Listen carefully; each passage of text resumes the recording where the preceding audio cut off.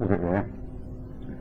The pub was an old garage, a car garage. It was a tin affair, and it was never really a very successful one.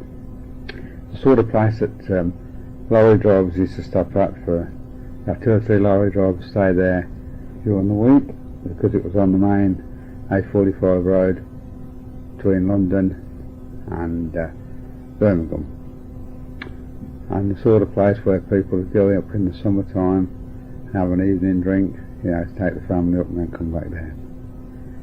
The next pub going into Daventry, or rather Drayton, is a pub called the Rose and Crown, round Drayton. That was very often referred to as Page's. That was the bloke who had it. I don't know much about it. I know that it was supported by local Drayton people, and that's all. It was later taken over by the Buckland family, and Roy made good. He sold logs and a little bit of property dealing. Right, we'll go down Braunton Road now. At the bottom of Braunton Road, there's a pub that in very bad weather, or when we had a lot of floods, used to get flooded out. It's called the Red Lion. Nice friendly little pub with a piano in it, and as I say, the open drains from Drayton and the other brooks used to run in, and it used to get flooded quite regular from what was the gas works then. That was an old coaching inn originally, I think, because they had quite a big yard out the back, and people could leave their vehicles in there overnight. Going up Brook Street after that, on the right hand side, halfway up, was a pub called the Racehorse. That, as perhaps a lot of people remember, stayed there until about 1970, as best I can tell you. But in the 30s, there's a chap there called Waite, Titty Waite his nickname was, and he used to, out the back, had rags and bones and bottles and hold on and all the rest of it people used to bring to him. One Christmas, me and a little crowd of other lads went there with some old bottles. We went up the back, and he had a great big wall built out of these bottles, and we took 2 or 3 off of his, and I remember him, when he was giving us the odd coppers for them, he said, if you can get us any more like these, that was his own bottles of course, they had the ones he wanted. Then we get a little bit farther up, and the Saracen's Head, which is still there of course, that was an old coaching inn. I don't remember who had it then, but I do know that old folks moved into it in the late 30s. Out the back and up the yard that they had, it was full of stabling, buildings that you could put coaches in, and through the thing there had been once a great big vegetable garden, and that would have supplied the house with vegetables and what have you. Opposite of course is the Dun Cow, which is still going. In them days there was an old lady kept it, and she had about 3 hats, and there was all scruffy. One was an old sail of that, and what's that? It hasn't been very well patronised in them days, but anyway, it's had a new lease of life maybe since the war. I think perhaps Richard might have done it. Going up High Street, on the left hand side there was a pub called the Bear, and at the beginning of the war there was a bloke from the BBC, he'd been a comedian on the BBC, I forget his darn name offhand, but it was a nice friendly little pub. On the opposite side of the road, of course, the Conservative Club, which is still there, and folks used to park the cars outside then, as High Street was, plenty of room for it. Going along on the left hand side, next to what is now the Fridays, was the Old Working Men's Club. That was a nice friendly little place. It's next door to Lloyd's Bank, and bloke named Oaten used to run that. That was alright. And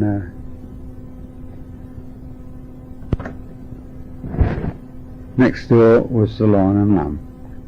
That was another nice little friendly pub. There's a skittle table in there, as most of the pubs did have in them days. What's his name? Wilson was the man who was the landlord of that place. Then we go down to the Abbey Inn, which is right down at the bottom of Abbey Street. That was famous because it used to have a monkey in them days. I don't remember the name of the people who had it, but that pub was mostly frequented by people from around that area, and of course I was more too young to know any more about it than that. Now, I can't think of the name of the pub. But next to the Moot Hall, it's still there. A bloke named Good used to have it, and I don't know why I can't remember it, but I can't. Oh dear. I'll stop again. Alright, the old grey matters just worked to Bloom and Feathers, of course. Now that was owned or run by a family of Goods, and a nice friendly little pub. Where you went in on the right hand side, they had a lounge and, you know, soft furniture. A little snug on the left hand side of the door, and went through the back room.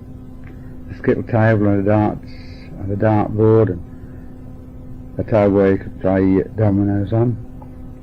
And over the chimney breast they had a huge red deer stuffed head, huge antlers, and I remember one of the favourite tricks was rubbing your darts on its chin to help them get into the double that you wished. Now, the Peacock Inn, which was on the other corner, which is now Maple Leaf Court, was open very briefly in my childhood, but then it remained empty for years until in 1938, 39, well 38, yeah, the Territorials took it over and started using it as their headquarters. Go round New Street opposite the police station, a club called the Plough and Bell, that was on the corner of Foundry Place and New Street. A nice friendly little pub again. Alright, nobody had any but a nice time in there, I don't think. And you went down London Road. On the right hand side there was a pub called the Fox and Hounds. Herbie Ronald used to run that one, and you went in the door, there was a little jug and bottle where you could get served. On the right hand side there was a quiet room, sitting room type of thing, and on the left it was rather a long room, skittle table and darts and a long bar. Quite a nice lovely little pub, and I say everybody enjoyed it. Well, we've got to go down Shee Street now, and on the top there, which is only just been closed, this is in 1993 I'm talking, is the Wheat Sheaf Hotel. That was a fairly, you know, it was a place that had obviously seen better days in the 30s, but a few people used to go there, probably a little bit on the posh side, and it had a good market day trade, because in them days the market, Daventry had a cattle market, and beef and cattle were sold twice a week. I think it was Tuesdays and Thursdays, but I'm not exactly certain about it. And of course the farmers and the dealers used to use the Wheat Sheaf to quench the thirst afterwards. A bit farther down Shee Street, on the right hand side, it's about where the post office is situated now. That's the new post office, with a pub called the Marquis of Grandsborough. Now that was a pub that always had a piano going in it, sing-songs going, and it was one of the few pubs that women used to like to go into. I didn't always like to have women in pubs in those days, and there were some of them where certain rooms where they was definitely frowned upon altogether. Anyway, that was the Marquis. It was always go by it, and you hear the old piano tinkling and people laughing away there. A little bit farther down the Sheave Street, on the same side of the road, going down on the right hand side, the pub called the Wheel's End. A family called Blacks had that, Jimmy Black and his family. They'd moved in to that pub after the Roma Arms at Newnham burnt down in the 30s, and ran it. That was a nice little pub again, and it had a little snug bar that you went through in the front, or you could go up the passage on the left hand side, went through a door, and there they had a small room that was over the cellar, and a skittle table and a dartboard on the left hand side. Now the only other two pubs that we've got to sort out are the ones that are still there now. One was the George, which is still going in St James's Street. There it seems to have a little bit of a chequered career. The people who had that, and what was the thinking names? Elliot, no, I can't think for the minute. But one of the things that they had, they used to run the funeral. They had the hearse and another carriage out the back, and a couple of nice black horses, and they used to keep the horses on the field up near the mill on the left hand side. Now one day I was up there, they got a fox that wasn't very big, and they brought it down, and they used to have this fox in a cage outside the pub, back door next to the stables. I still can't think of the name. It'll come to me in a bit. But we as kids used to be able to go in and see this fox that come out, and was all scared to put our fingers in. Nobody did. Apparently somebody tried to steal it one night, thought it was ferrets, and got around with it, but I'm not sure whether that was a true story or not. Then you went off up Warwick Street to a pub that's now there called the Coach and Horses. That was then an old gentleman had that by the name of Hooker. Papooker he was always referred to. He stayed there. The Coach and Horses that had then went into it through the front door. There was a smoke room on the right, a little select room at the back of the bar that the landlord used to have a few special customers in. I think they paid a little bit extra, I'm not sure, but instead of drinking mild that most people drank in those days, they used to have a tot of whiskey too. On the left hand side of the door, as you went in, there was what they called the big room. You'd get a game of darts in there, and they also had the piano.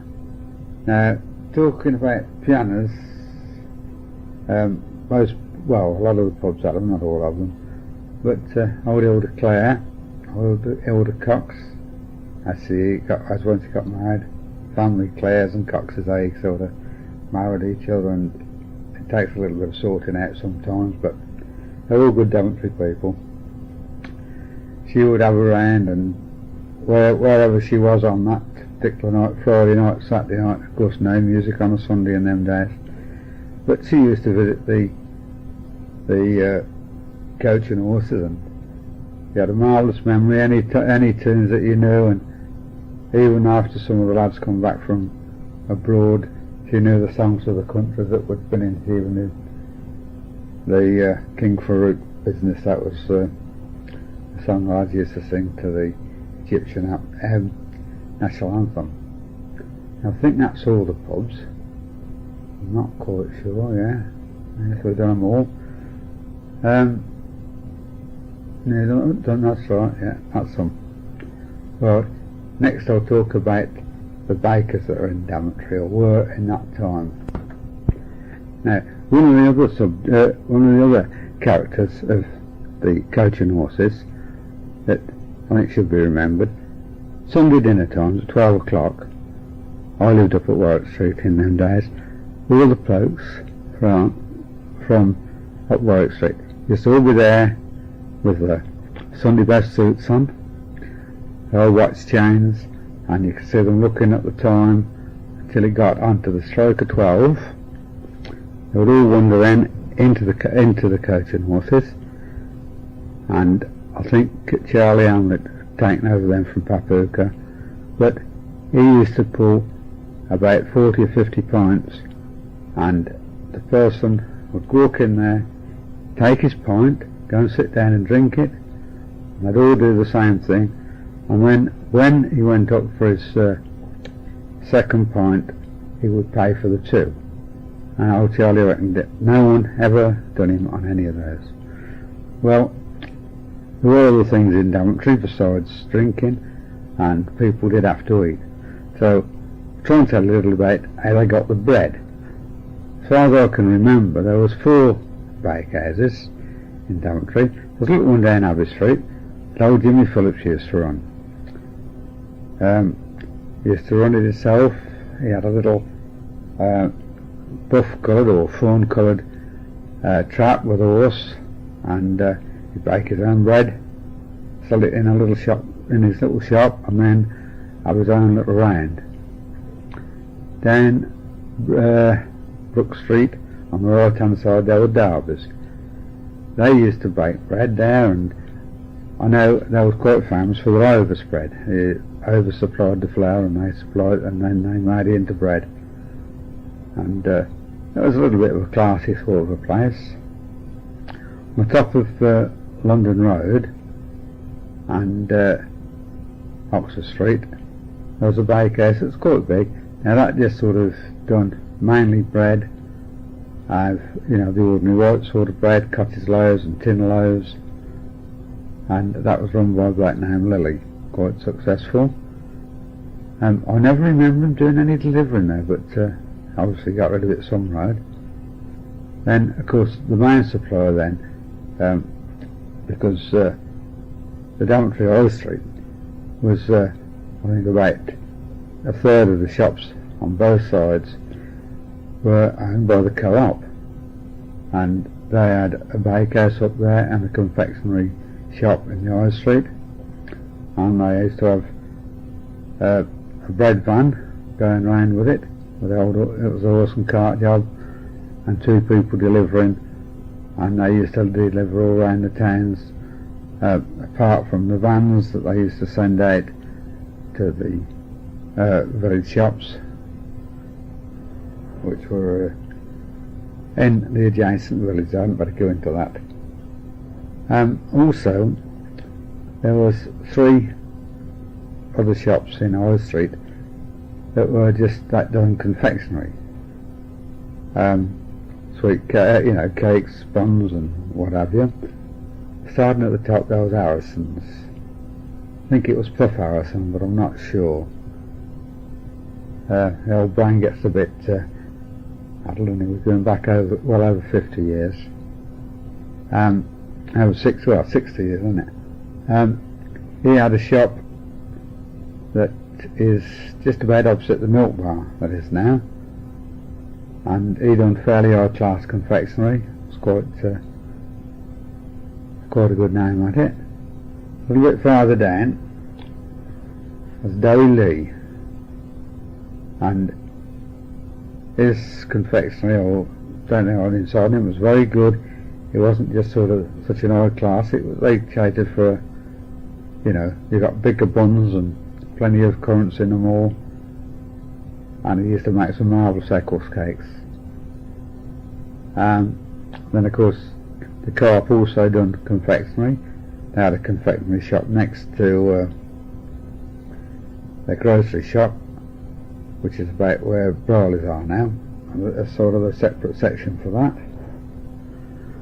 And then at the bottom of the foundry place, on the left hand side was another confectionery.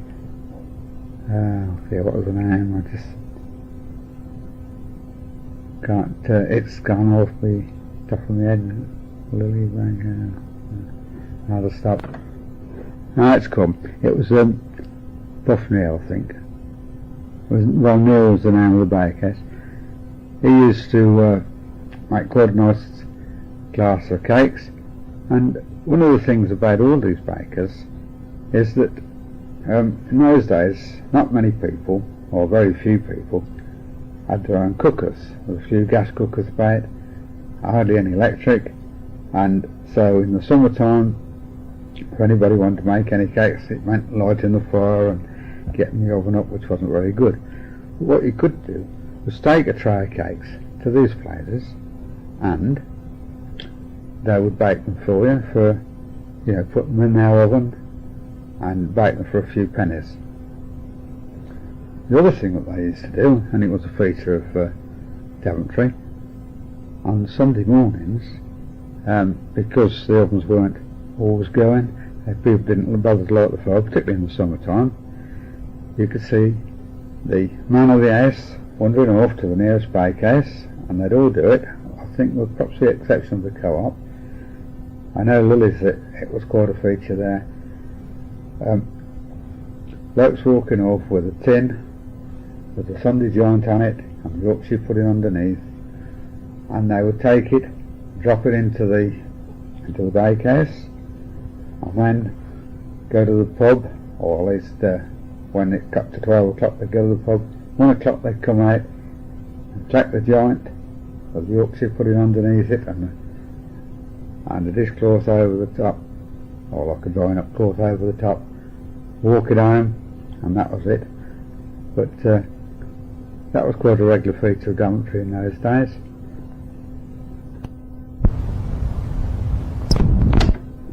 The other thing that might be interesting to people who have, Lily's Bakehouse used to be serviced by an old steam lorry from Agot's Mill. He used to come chugging up the London Road, turn round the corner and stop there, and there was smoke and steam coming out of it from out the chimney. It had a great chimney going up between in front of the windscreen, and it would stop there. The bags of flour were all 10 stone in those days. It's £140, or I think it's about 60 kilos in this modern money. But anyway, the old boys used to make very little of their bags, and they'd take them up the loft, and it was over the bakehouse, stack them up there, and then we as kids used to see the steam lorry pull away. Thought it was it was a great sight, the old smoke coming out of the chimney. It used to go along at a fair rate of knots, and the fire was going on, again the driver's feet. The only one I've seen, I remember it used to be painted maroon, and Agate smells, like I said. Anyway, that's the bakers, and I think we ought to talk about the butchers a bit now, because people ate meat in them days and quite enjoyed it. There were 6 butchers in Daventry, 3 down Shoe Street and 3 up High Street. We start from, we're up again Lily's Bakehouse, so we'll go down Shoe Street. The first one was Borton's. That was what I called the family butchers. Well, that was all family butchers, really. That was a lower class butchers. The family butchers, like I said, its shop was just past what is Hillman's now. It's the wine bar is the place.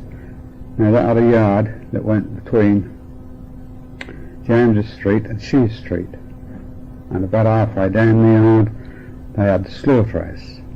They used to kill all their own livestock, pigs, sheep and cows, cattle. And in the late 30s the Well, there were 3 courts, which I should have explained to you earlier probably: Prince, Rose Court and Wagon Court, that joined up through from James Street into Sheaf Street, and the top entrance still comes out by Elm's shop. Anyway, when we were kids, and these houses that were in the top court, I'm not sure, I think it was Wagon Court, were empty. We used to sit in the windows up there and watch the slaughterman. Old Crowley Arms used to do the slaughtering for Borton's, and sit there and watch him do the killing. Never got any of the worse for it, you know. Well, I don't think any of the kids did. Some blood and stuff everywhere. Just down below that, the next butcher's was the LCM, London Meat Company, or Colonial Meat Company. It sort of went from one to the other. That just done imported meat, beef from, I think, Argentina, and certainly New Zealand lamb. That was run by a man called Alfie Lord, and he lived down Drayton. Next door to him was a sergeant's. Now that was just a pork butcher shop. They also had the slaughterhouse in the court. That one widened out, and they just done pork butchers. They made their own pork pies, faggots. There was big loose of cow hanging up in the shop there, and pork pies. They'd do ice slits up their own sausages and faggots, and of course you could always get joints of pork that had been cut and stuff there, or crackling on them. What else can we say about there? There was run by a family named Sargent's.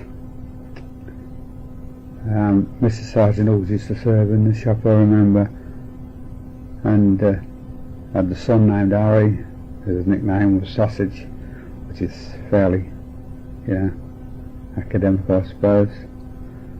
And on the corner of High Street and Sheaf Street, which is now electrical shop, was Simons and Barker's. It later become Nutty's.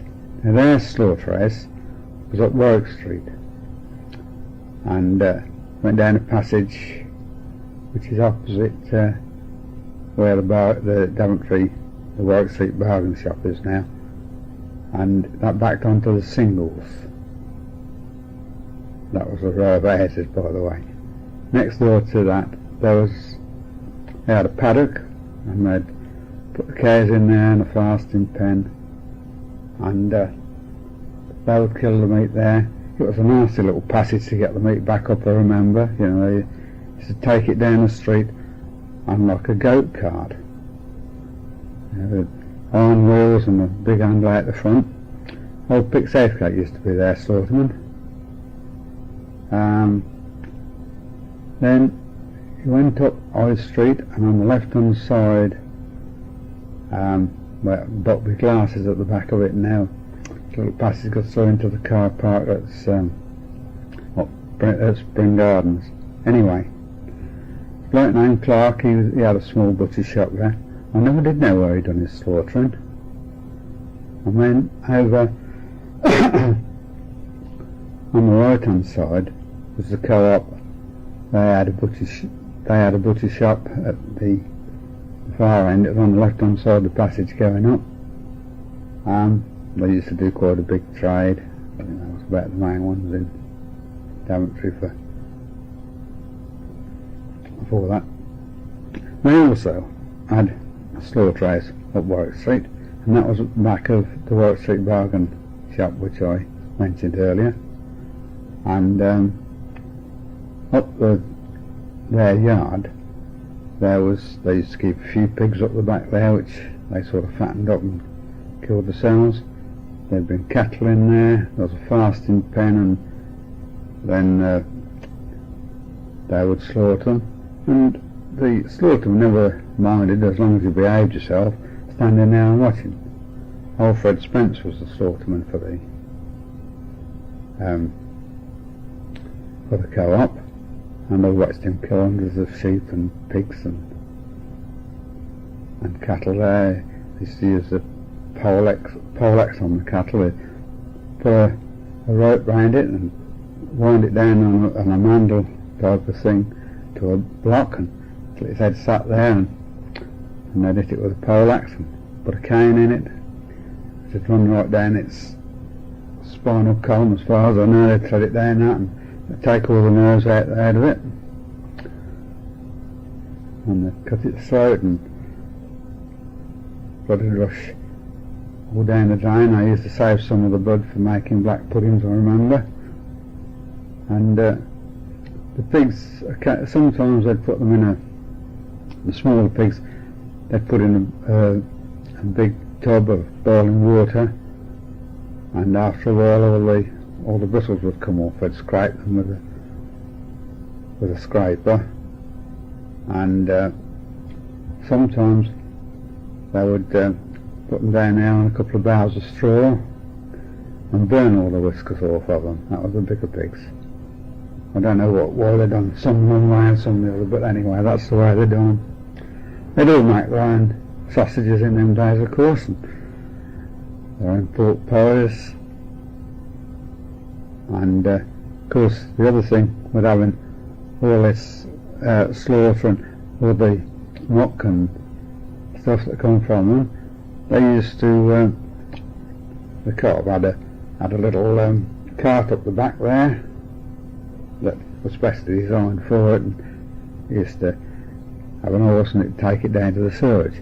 But you could always go up there, and the inside of this cart, which had a couple of sliding lids on the back of it, was always full of maggots, and you could always get maggots for going down the Resi or the canal fishing, which we done, or see Daddy Rough and what have you.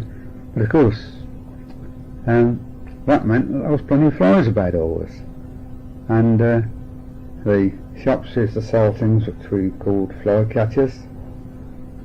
It was a reel of sticky paper that just sort of unrolled to about a foot in length, hung it with a drawing pin from the ceiling or somewhere, and in a couple of days it was full of flies, and all the flies that come and got on it and stuck on it. Well, luckily we don't see that about nowadays, but they were about, and that's the way it used to go. Well, if that's the way things were in them days, and nobody seemed to mind too much about it. It carried on until the war, and then all the meat had to come from the abattoir in Northampton, and people weren't allowed to kill their own meat, and it never sort of started back up after the war. Although one or two of the villages, I think, still killed their own. Anyway, let's think about something else now, because it snags your old brain on a little bit, this job. Yeah, well, we have. The cattle had to come from somewhere for these, for the slaughterhouses, and of course Daventry used to have a cattle market. I'll tell you where it was. It was on the corner of Oxford Street and James's Street, and it even went, the back entrance went to the Wheat Sheaf. As a matter of fact, I think it used to be the walled-in garden that went with the Wheat Sheaf when it was a big house, or a big coaching house, years gone by, because it was surrounded by cottages but a wall, and it was a walled-in garden, and there were some pear trees that were trained, as they used to have in the big houses, on the walls of these cottages from Wagon Court. Anyway, the size of the place was, it was all where International is now, and about a third of the top end of the car park.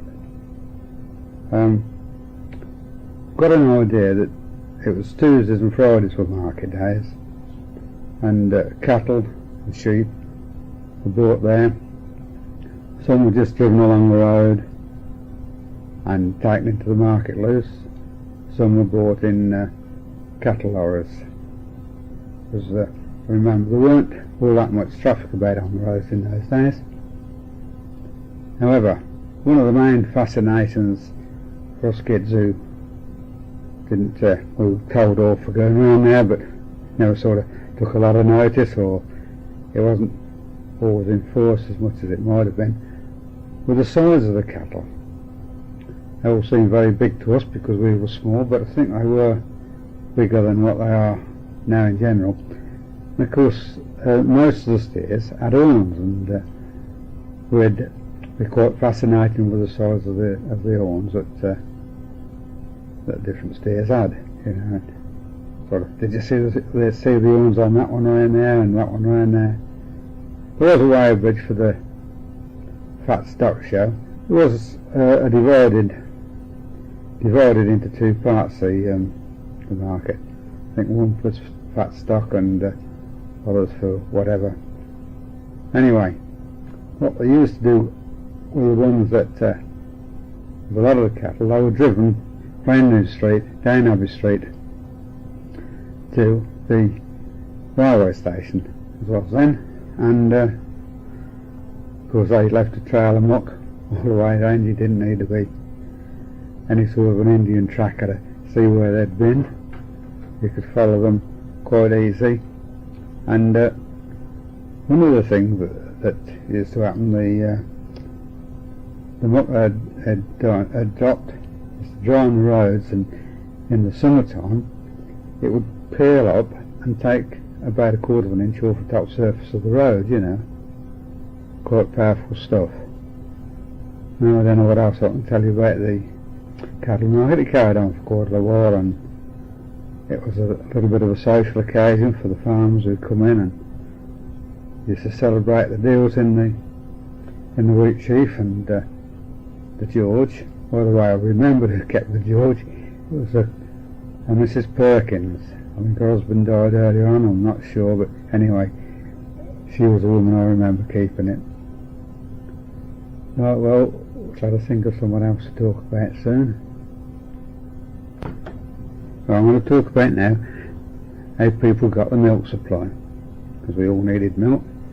The co-op used to deliver round the town, and old Sid Parson used to be the milkman, and what he used to come round with was a milk float. I suppose the nearest thing, something like a Roman chariot, but anyway, in the back of it had two big wheels on each side, you know, just a two-wheel cart and horse, and it'd have 2 or maybe 3 churns standing up in the back there, and as he went round he would empty the churns, or put some milk out of the churns into a bucket, and inside that bucket there was a rail with 2 measures with long handles on. One was half a pint and one was a pint, and what the delivery man would do, or Sid in this case, go knock on the door. The woman would come to the door with a jug ready, and dip the measure into the milk and serve her with a pint of milk, or half a pint, or whatever she wanted. And that's how it went on. The other person who sold milk was George Johnson. Now he was up in Sheaf Street, and what he done was to serve his milk in cartons.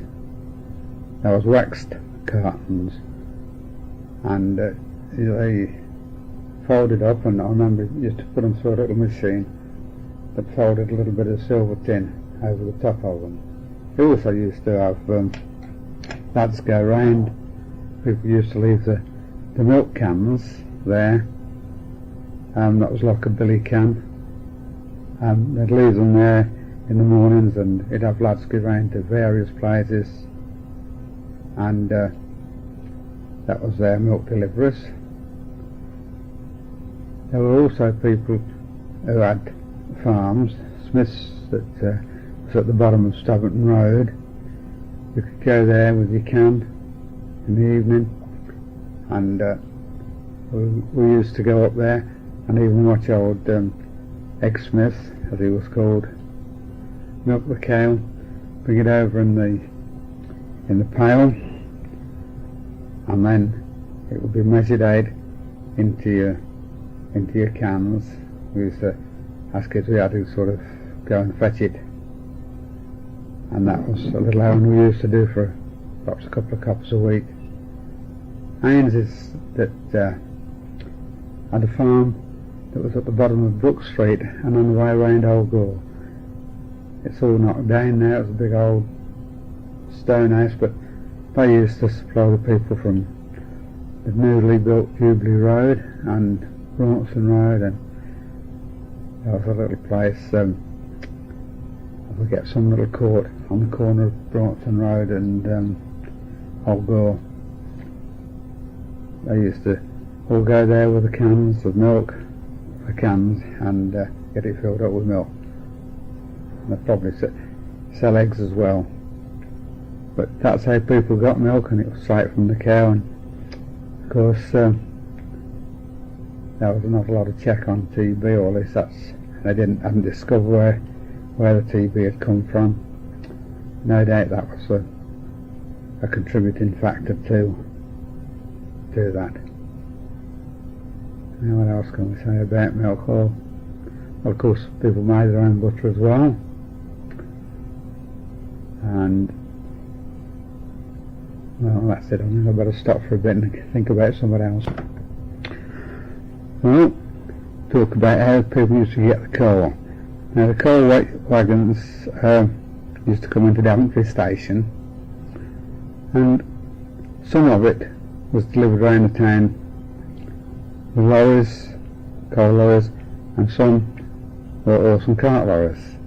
I'd go down there, have a wagon, back the truck up to it, weigh the coal into sacks and deliver it around the town. That was also Joey Green used to have a coal yard up at near the council school at Warwick Street, up James Street, sorry, and they'd come round. The old horses used to just sort of know the rain quite well and deliver.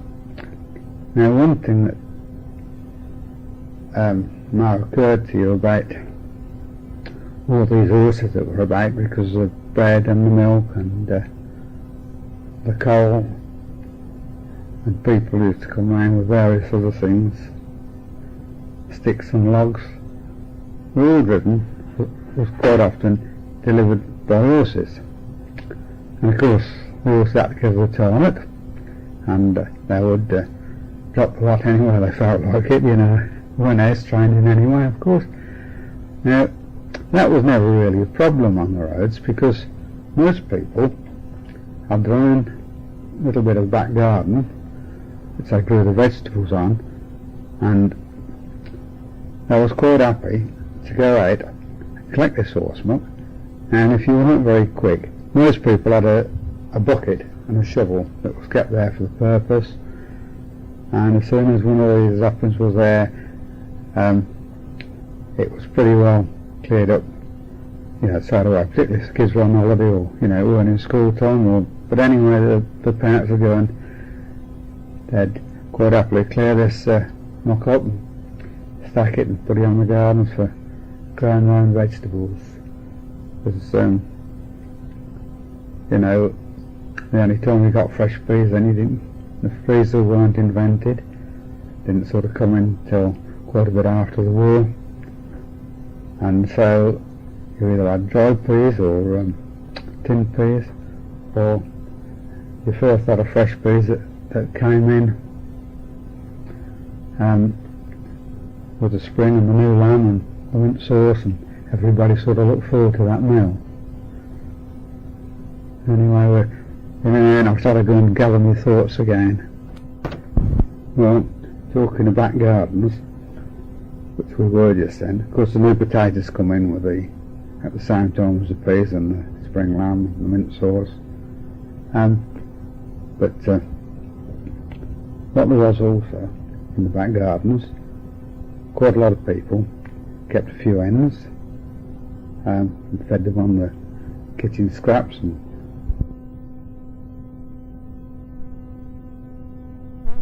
maize, which used to turn the yolks a bit yellow, and some people actually had fish meal, and you had to watch what they done with that, because if they weren't very careful, the fish meal would make the eggs taste a bit fishy. Quite a few people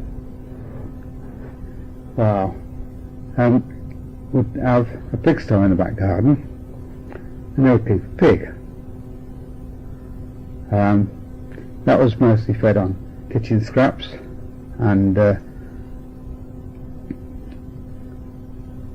also some sort of meal. And what the thing was, they'd have a big old saucepan, and because we got the fires going all the while, we'd boil up potato peelings, or the little potatoes that was always called big potatoes, and any other kitchen scrap, and then you'd put this pollen in it and get it just to the right consistency, feed the old pig up. Quite a lot of people used to get them very big, I think sort of 16 or 18 score. A score is 20 pounds for the people who don't know about that. And they would kill them, and sometimes they'd only be killed in their own backyards, and have a bale of straw, burn the bale of straw all over them to get all the bristles off and scrape them down,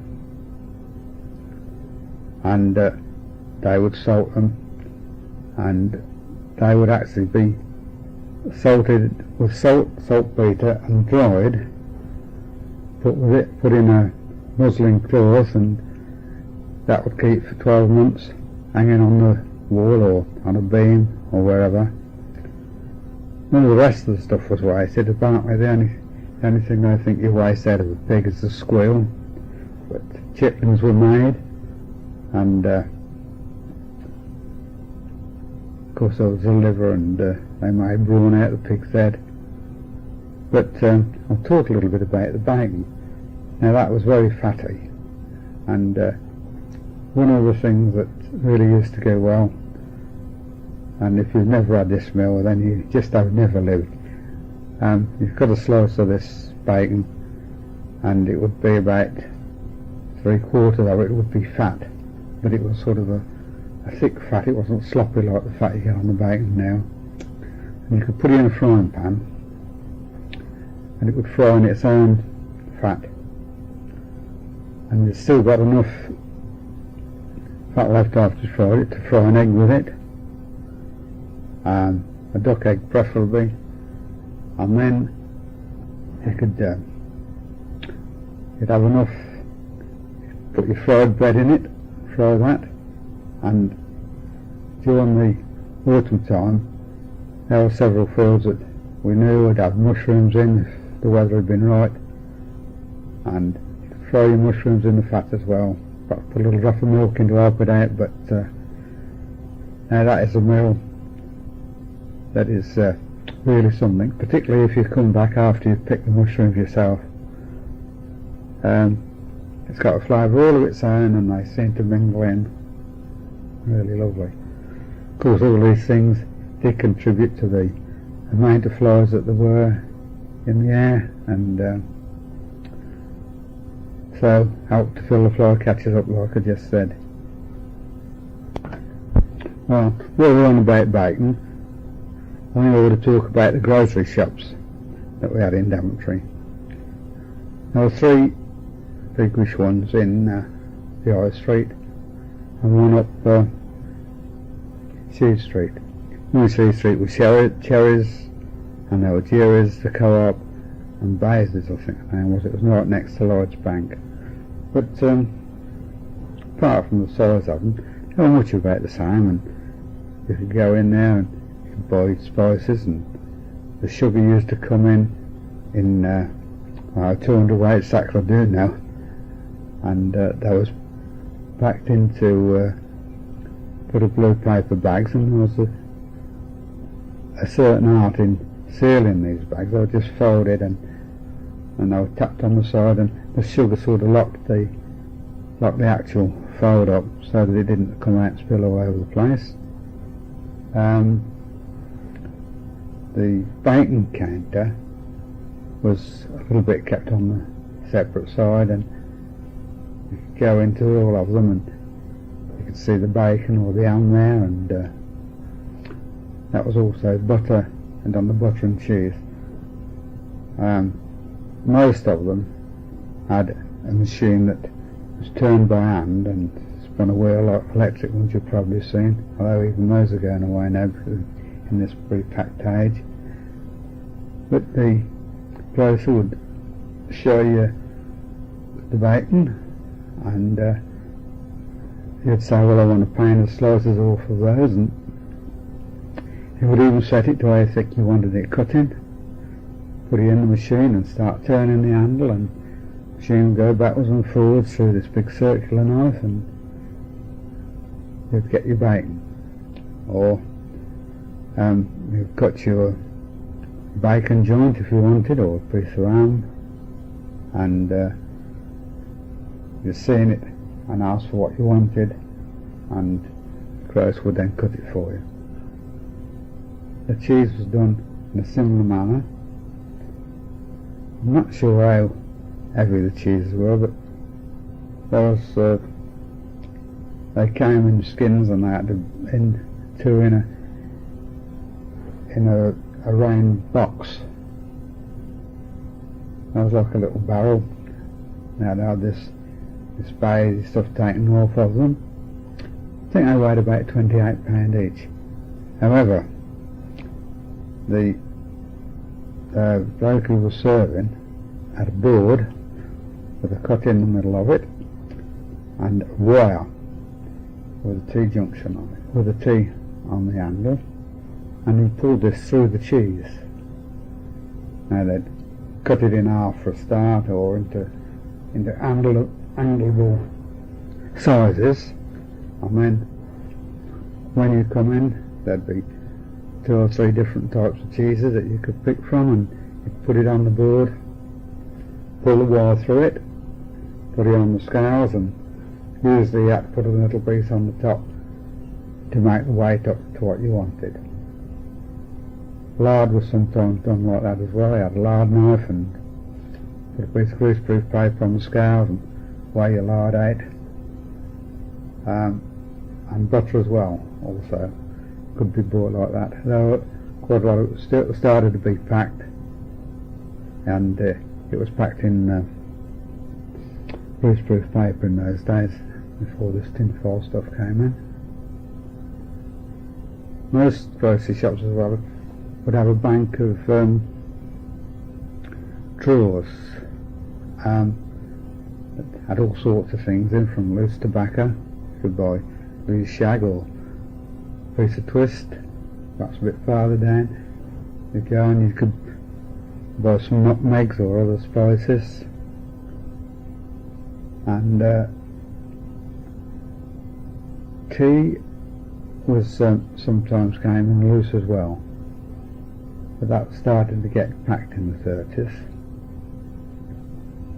And what else can we say about the grocery shops? Well, it was certainly a lot different. You always got served, and a lot of the people would actually have delivery boys who had a bike with a carrier on the front and would deliver them for you. I know the Co-op milk float used to deliver them. All the orders that was given in to people would deliver on a certain afternoon during the week. Well, I can't think of a lot else to say about the grocery shops. Anyway, we'll talk about, well, there was of course shoe shops down the main street, and they haven't altered it in a great way. You sort of go in and you try your shoes on, and remember old Mr. Willoughby was down the bottom there. The feature of his shop, he had a circle of stairs that took him upstairs, and just a steel one, and used to run up and down those to get your shoes if you was a very obliging old fella, and he all sold good quality shoes. Right, now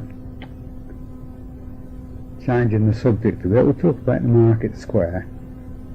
Now, there weren't a market in those days as there is now. It was used for the mops.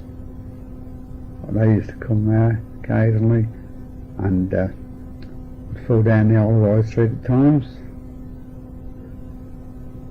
The other thing that used to happen there, the hounds used to meet there, and that was always occasion. They always had a nice enthusiastic crowd all around the outside of the market square. The hounds would be let out, and all the kids used to have one of these hounds come up to them, and would pet them and make a fuss over them, and I was always surprised how nice and friendly the hounds were. They always have a little peep out for the terrier that was carried by one of the huntsmen. In his bag you'd just see his head sticking out, and that was a source of great amusement for us. And there was a couple of red coats that was always a little bit of fascination for us, that we liked to spot, and other people that we tried to recognise. Old Nancy Hewitt was one of the favourite ones. It's quite a sort of a famous lady to go hunting, but there were lots of people that came in, and all got nice posh horses, and the women always seemed to wear a veil over the face. I don't know what it was supposed to do, keep the flies out or something, but they'd all meet up there, and they'd all be happily, and then all of a sudden the huntsman would blow his horn, and the hounds would all go, all very obedient, and they would set off in whichever direction they decided to hunt. Quite often it was up to Stavant Plump, and as we got bigger I'd try to follow them with a bike or run after them, but it was never one of my main occupations, following them. But they used to meet there, and there was never any hostility showed to them in them days. The other thing where attitudes have changed is, of course, it's towards shotguns. Shotguns, it was quite, well, not exactly common, but nobody took a miss at seeing someone walking down High Street or Sheaf Street with a double-barrel 12-bore under their arm, not covered. And I remember in later years, so it was beginning of the war, when I was in my early teens, coming back from Borough with 3 rabbits on over my back and a bolt action 410, and walking down James Street thinking, oh, Davy Crockett or somebody equally well, and people opening the door and saying, could they buy a rabbit off of me? But anyway, attitudes have changed towards those things, and I don't really know why, because, however, mustn't get into that sort of subject, but that's the way people used to be. Of course, ferrets were kept as well. Several people kept ferrets, and went out and caught rabbits. There weren't so many pheasants about in those days, as they weren't so easy to rear as they are now, and they was a less common sight in the countryside than they are now. But there were certainly plenty of rabbits about, and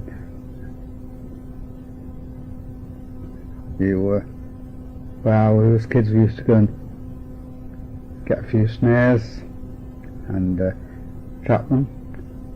And of course at the beginning of the war, which I'm sort of going on a little bit now, that was needed for food, and very welcome they were too.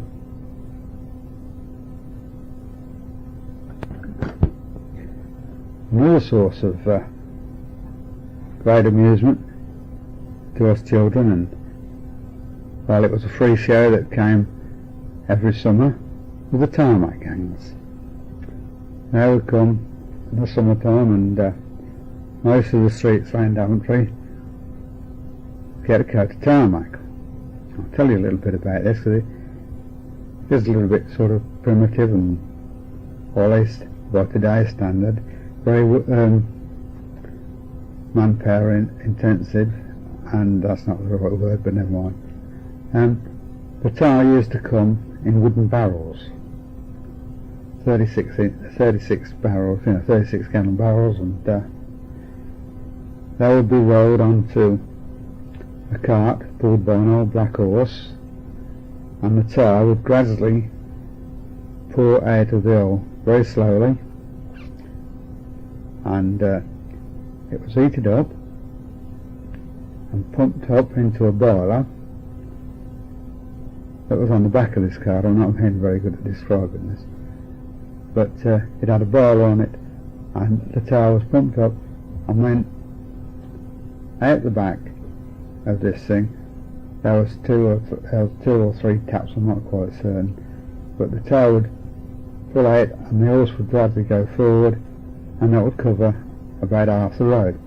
Beyond that, there were two blokes with big wide brooms. Well, they were brooms when they started. After a while, all the bristles got all glued up, and they would spread this over half the road. The two blokes themselves had to walk on the tar. Very soon, the bottoms of the boots was quite thick with tar, as it sort of cooled off and stuck to the boots. Behind them, the big blokes with barrows and shovels, and they would spread on the granite chippings and brush them about, and they were rolled in with a great steamroller, and it was a steamroller, not one of these diesel things. The whole steam come out of it, and the great beast it was, go up and down, and there was always plenty of chippers that never got rolled in. Afterwards, towards the end of the 30s, I remember, they had some spreaders for the gravel. They had two wheels on each side, and they're similar to the sort of things they use for putting fertiliser on lawns now. Like a funnel shaped thing with brushes in the bottom, and as it went along, it spread out these granite chippings, and the blokes could keep their feet reasonably dry because they walked on them while they were still loose, and then still had the old steamroller. There were a gang of people that come with this job each year, and they would lodge with local people and get to know them, and then anyone who was on the dole then, because there was quite a few people on the dole, not so many as there is now, mind you, but that would be a seasonal job for them. And well, that was it. One of the things they used to do with us when we were kids, the old tar pot would be steaming away, and it'd lift you up and make you smell this tar that was steaming away there, and it was supposed to be good for colds or your lungs or something. I don't know. I never liked the smell of it myself, or not particularly like the smell of it. We used to have a little bit of fun with the tar, because in the summertime it used to run out and down the gutters, and at certain different temperatures it was sort of pliable, and you have a bit of fun with it, playing about and stick it in different places. But that was another feature, and it was something the kids always just look forward to, the old tar men coming. Well, I feel as though I would say a few words about the schools that were in Daventry then. There was three basically. There was the grammar school and the Abbey School and the council school. The Abbey School is not now used as a school, and it's next to the Abbey building just off the Market Square. That was the biggest school of the two, and mostly catered for the kids up that end of the town. And the council school, which is in Warwick Street, is still going, and I think it's only used for an infant school now, I'm not sure. However, in those days you stayed there until you was 14 and then you got a job.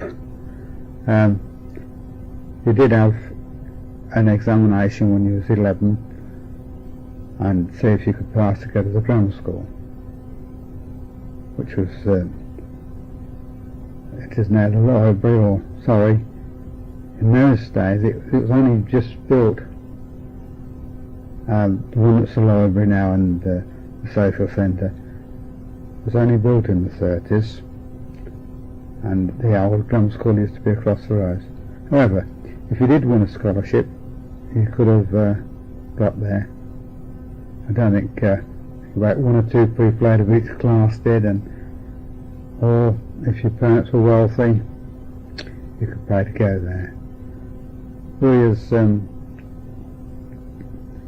used to go there, the one that's the library now, the new grammar school, had a woodworking class there, and we went from the council school or the Abbey School one day a week, and we done a course of the woodwork classes there. It's all very, very nice. I didn't have very much sporting facilities at school until late on in the 30s, when we started to get some PT equipment, which we thought was all very great. We both had school football teams. We never had a regular football field, as I can remember. Probably I got swapped around. We used to play on one next to the bypass, then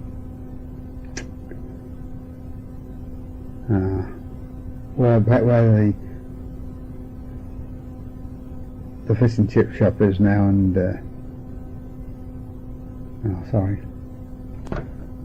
Peppermill pub, I forget the name of the pub, but there was a field there, and we used to use that to play football in.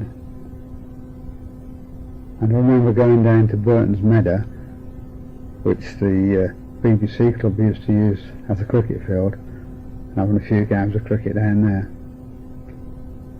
but not very much. The two headmasters at the council school, it was Boss Gatlin and Boss Webb was the boss at the Abbey School. Boss Webb was quite a fit old boy. I remember him in some sports thing. He was given yards for years in a 100-yard race, and he was quite a long way in front of the other being given the yards, and if he had done he would have won it quite easily.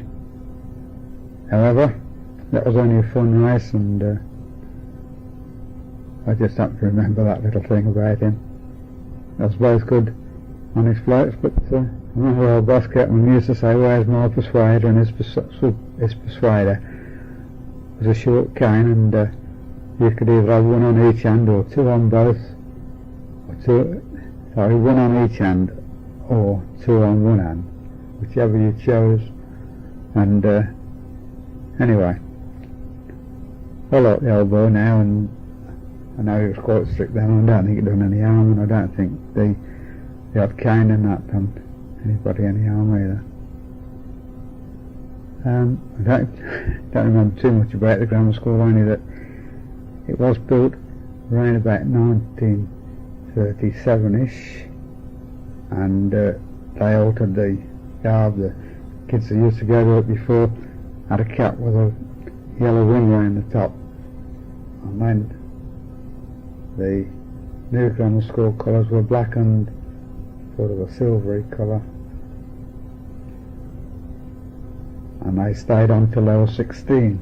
We all left and got a job when we was 14 and doing what you were told. Well, I did touch on sport a little while ago, and sporting facilities in Daventry.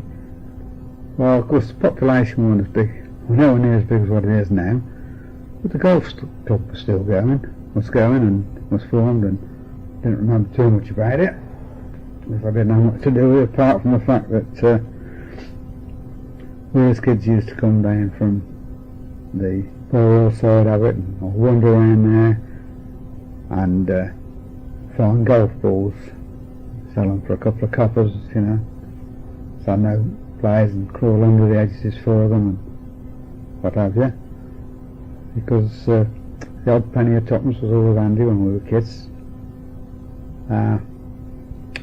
The other sporting facility, which was quite good, was Stephen Simpson's own sports ground, which was down just past the railway station. It's been built on now, but it was a nice flat field. It had a cricket pitch on it, tennis courts, a football pitch, a clubhouse, and the bowling greens. It was all very nice. I remember being taken down there when I was a kid, and the two stars of the side in those days, two chaps called one Boxer Billingham, who later went to the Cobblers, and then I'm pretty certain it was Bolton he went to, played in the First Division, had quite a successful career. Quicksilver Billingham, he got named after there, but everybody in Daventry known him as Boxer. The other star was Nobby Reynolds, and he was quite a good footballer. I remember talking to him in recent years, and he said he had the chance to go professional but didn't, and he had no regrets. That was in the pub, but I think he was a bit steadier batsman than what Boxer was, but they was both quite good sportsmen, and they were the two people in the side, both at football and cricket, for Stephen Simpsons. The other thing that sporting facilities, the football was always where Daventry Town used to play, and I remember going up there. It was a hard old place to get to, going up the hill, and then a nasty little bank going into the ground. I don't know how good the football side was in them days. It wasn't one of my, can't tell you too much about it. But I remember going up there and watching them play, and that's what they used to play. Now the other sporting facility that we had was the reservoirs. The Ashby Road reservoir. As soon as the weather got warm enough, lots of us kids used to try and go down there, and being warned by our parents to be careful, and it was a very dangerous place, particularly when in the sort of late spring and early summer the concrete slopes used to get covered with a very green slimy moss, and you put your foot on it and you just couldn't stand up.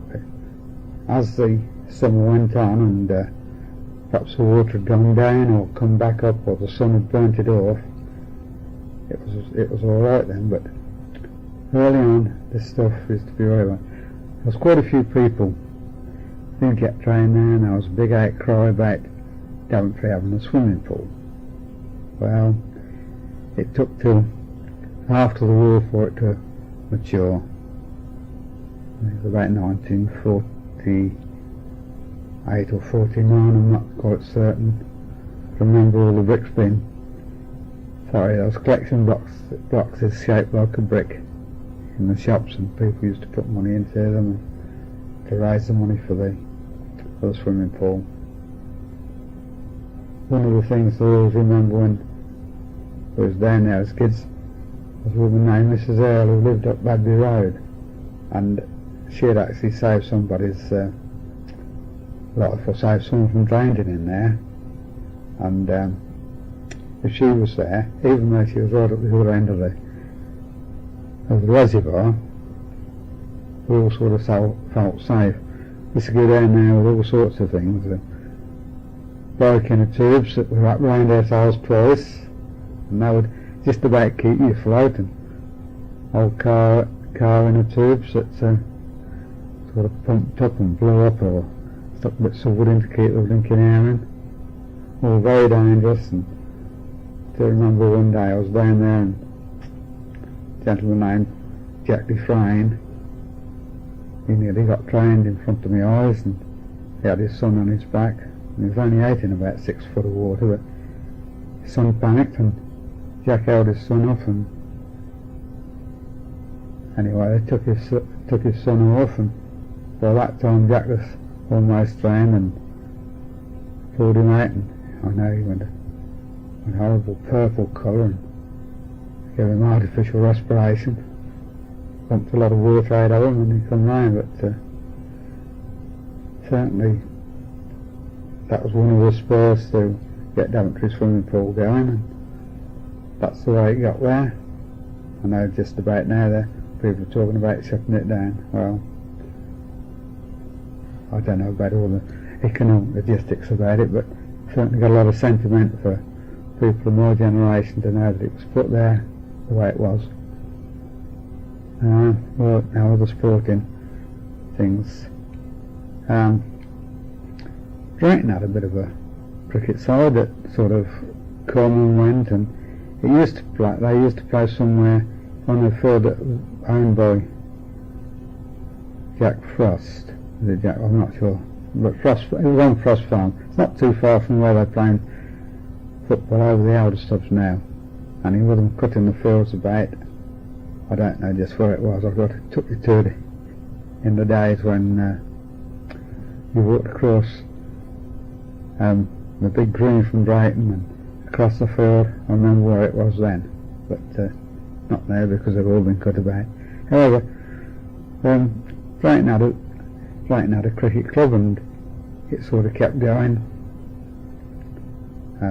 from that time. The other cricket side they had in the town was Emmons's 11. Now that was started by Mr. Emmons, who was a tailor, and he worked from Hillman's shop with us now, the top court, on the corner of the top court in Shee Street. And of course all the shops used to shut on Thursday afternoons, and his name was Fred Emmons. However, he formed a cricket side, and of all the shopkeepers who weren't working, or shop assistants who weren't working on a Thursday afternoon, and they never had their own ground, but I think that finished up. Emmons's and Drayton joined up, and that it was the nucleus of Daventry Cricket Club as it is now. Now, what else have we got that we can talk about at sport in them days? Well, the rec had the bowls and the tennis courts, which is there now, and well, it was a little bit bigger, had a little bit soft over here and there, but basically it's the same, like the jazzes and the seesaws. But I can't think of any other organised sport that was about just then. One of the other sporting facilities we had in the 30s was boxing. Daventry Boys Club. This was run by an old gentleman named Paddy Carroll.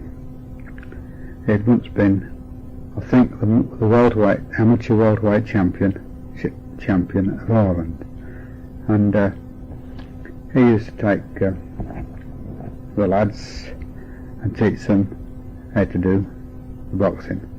He used to have competitions with the Northampton Roadmenders Club, which I think is still running, I'm not sure.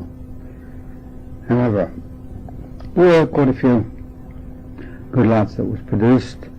Norman Churchley was probably his best one. He did turn professional and won quite a few bouts.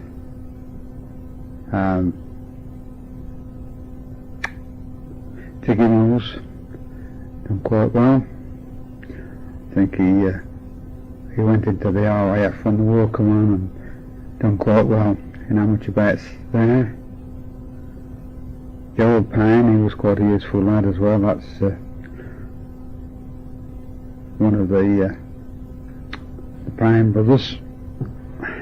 Right, he was quite a useful boxer and done quite well. He had two sons himself, did Paddy. One of them was Tony. He was squat, very strong lad, and I think he was only about, I doubt if he was 5 feet tall, but anyway, he finished up going in for weightlifting, and he finished up doing a strongman act in a circus, and he was still going up till recent years. He called himself Boris and pretended to be a Russian, but anyway, he did come to Daventry about 15-20 years ago, and was a small circus, and he done it there then. That was the last time I've seen him, because he was quite famous and he wasn't Boris when he got there. Jimmy Carroll, I think, was his other brother. He was tall, about 5'10", and quite a useful boxer. And they used to have competitions with the Roadmenders Club over at Northampton, and it's quite a good character building exercises. Lots of other blokes went there. My old mate Bill Sabin, he won a few bits of tin there and quite enjoyed himself there, I think. I only went there enough to learn the fundamentals of boxing, and that was enough for me. I never sort of wanted to take that sport up very serious, but a lot of other people done similar things to what I did, and I'm sure it was a great character building session in the life for them.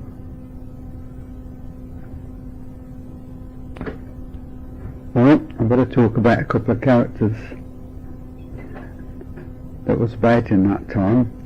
Two rag and bone men, which you don't see about nowadays. They used to go up and down the street shouting rag and bones, and they would have old brass and copper and all things, but they would also have rags on them before you know what was done with them, because the rags were rags by the time we'd finished with them as kids. The other thing I'd have was rabbit skins. The two old boys one was named, called him Rag Jack, and the other was Sweater Cox. He was a bit of a lad, he was. I'll tell you about him in a second. But old Rag Jack and his wife Liz, they lived down the bottom of Brook Street, and he was a nice old boy, but you know, in LA we made a living out of collecting things. He used to go around with a truck or mostly an old pram, and shouting out rag and bone, and people would take out the old rags and have bits of brass or copper or scrap and stuff like that, and the rabbit skins. Old Sweater, he was a lad, and there was quite a few stories about him. He lived with his mother up in Wagon Court, and one of the things that he was reputed to have done was, his mother said, George, he says, there's no bread, what are you going to have for breakfast? He says, don't worry about the bread. Mum said, I'll have some toast. And that was one of the things he got labelled for. He used to have quite a few little party pieces he used to do in the pub, and you know, get bought a drink for. The Mauser was one of his things, and then he used to do a bit of a thing about the Huntsman as well. I remember seeing him doing it once or twice. Quite a character. He was one of the first people to move in up to Jubilee Road, which was built in the 30s, and of course that was some of the first. Well, they got baths in, and a lot of the old houses hadn't. Well, the bathrooms hanging in and out on the back door. That's if you've got a back door. Anyway, quite a character. And another little story about old Sweater. He'd been to some sales at Newham, and he had one of these big sort of builder's goat cart things. They had big wheels on and two shelves out the front with a bar across. And if you got them balanced right, you could take quite a good load on them, but uphill and down them, you still had to take the weight, either stop it or go on it. And been to this sale at Newham, and some of the Daventry lads was over there with him, and he asked him if he'd give him a push-up up the main hill, you see, because it's a very old steep hill. Still as steep now as what it was then. And well, on the Daventry side, of course, they've got the bypass, so it used to go down a little bit sharper into that dip.